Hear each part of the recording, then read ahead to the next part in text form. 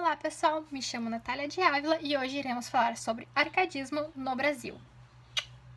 I don't want to set the world on fire. I just want to start a flame in your heart.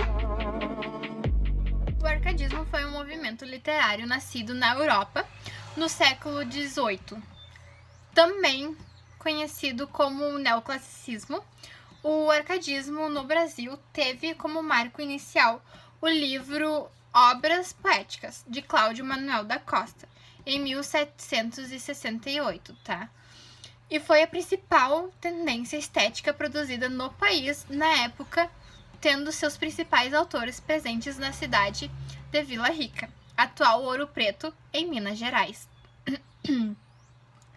No campo histórico, o arcadismo dialogou com a Inconfidência Mineira, movimento separatista que teve vários poetas neoclássicos como líderes. A obra dos arcades brasileiros pode ser dividida em poemas líricos, obras satíricas e a literatura épica. Os principais autores arcades são Tomás Antônio Gonzaga, autor do clássico Marília de Dirceu e das revolucionárias cartas chilenas. Temos também o Cláudio Manuel da Costa, poeta de grande qualidade, o Basílio da Gama, que escreveu o livro O Uruguai, e Santa Rita Durão, autor de Caramuru, tá? O arcadismo no Brasil teve forte influência europeia, tanto por meio da apropriação de técnicas e temas típicos do arcadismo europeu, quanto por meio de inspirações no iluminismo francês. Em sua fase lírica, os poemas arcades eram escritos segundo os seguintes preceitos latinos, tá? Nós temos o inutilia trucati, que é cortar o inútil. Segundo esse preceito, a poesia deveria abandonar a linguagem rebuscada típica do movimento estético anterior ao barroco, deixando para trás os paradoxos, antíteses e jogos sintáticos da arte barroca. O arcadismo ele prezava por uma linguagem mais simples e clara, tá? Nós temos também o carpe diem, que é aproveitar o dia. Para os arcades, para que o homem atingisse a plenitude, era necessário viver o presente em harmonia com a natureza, tá? Como o pastor de ovelhas ou um vaqueiro.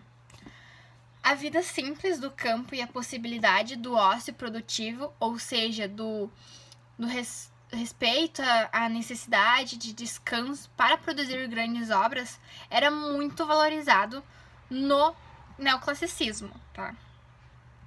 Temos também o fugere urbem, que é fugir da cidade. A cidade era vista, segundo a perspectiva dos arcades, como um espaço negativo, cheio de ilusões e conflitos, no qual o homem não poderia atingir sua plenitude. Por conta disso, seria necessário fugir daquele ambiente urbano. Temos também o locus amoenos, que é o lugar ameno, como uma espécie de resposta ao preceito anterior, que é o fugere urbem, né? O locus amoenos, ele aponta para o campo como um espaço bucólico, como sendo o ideal para o homem encontrar sua plenitude, longe de ilusões e conflitos que são criados pela cidade. E por final nós temos a aurea mediocritas, que é o equilíbrio do ogro. Segundo os escritores do arcadismo, uma vida de luxo e ostentação típica dos ambientes urbanos deveria ser evitada. O preceito aurea mediocritas, ele discorre justamente sobre essa visão de mundo, apontando que os poetas deveriam exaltar uma vida simples, sem miséria ou riqueza. mas com equilíbrio, tá?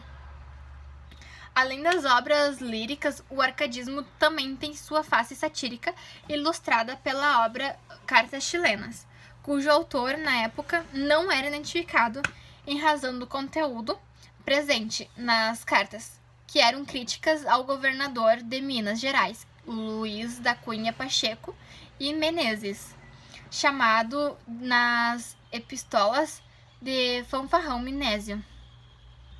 Hoje, sabe-se que o autor das cartas foi Tomás Antônio Gonzaga, identificado nos textos com o pseudônimo de Critilo. No que se refere às produções épicas no arcadismo brasileiro, vale ressaltar as obras do Basílio da Gama, tá? Que escreveu o livro O Uruguai, e Santa Rita Durão, que foi o autor de Caramuru. As obras épicas do neoclassicismo no Brasil foram as primeiras em nossa história a construir um retrato literário de momentos fundamentais da formação do povo brasileiro, que foi iniciado assim um processo de reflexão por intermédio da literatura, de questões que envolviam nossa identidade e características, tá? O arcadismo no Brasil, ele ocorreu durante o ciclo do ouro em nosso país, tá? Foi em Vila Rica, atual Ouro Preto, em Minas Gerais, um dos principais centros comerciais brasileiros na época, que se desenvolveu o maior volume de obras arcades do país. Além disso, alguns poetas neoclássicos, como Tomás Antônio Gonzaga e Cláudio Manuel da Costa, participaram da Inconfidência Mineira, como de figuras como Tiradentes, após a declaração do Joaquim Silvério dos Reis, tá? Os poetas citados foram presos sob acusação de conspiradores. O Tomás Antônio Gonzaga foi exilado em Moçambique e Cláudio Manuel da Costa, segundo fontes oficiais, suicidou-se na prisão, tá? O arcadismo foi a principal corrente literária no país durante o século XVIII, superando o barroco e precedendo o movimento romântico. Os principais autores arcades e suas principais obras são: temos o Tomás Antônio Gonzaga, que escreveu o livro lírico Marília de Dirceu, em 1792, e as satíricas Cartas Chilenas, em 1863, tá?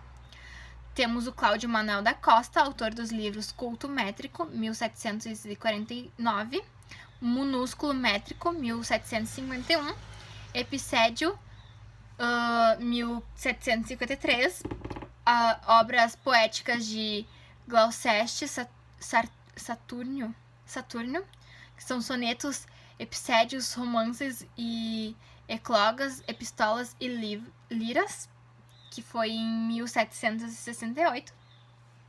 Temos também o Parnaso, o Obsequioso e obras poéticas, em 1768. E Vila Rica, 1773. E, por final, Poesias Manuscritas, em 1779. Tá? Temos o Basílio da Gama, cujas obras são O Uruguai, 1769, a Declaração Trágica, 1772, Os Campos Elíseos, 1776, Relações Abreviada da República e Lenitivo da Saudade, 1788, Equitúbia, 1791. Temos também a Santa Rita Durão, que escreveu Caramuru, 1781. E é isso, espero que vocês tenham gostado. Deixem o seu like, comenta aí embaixo, se inscrevam no canal e até o próximo vídeo.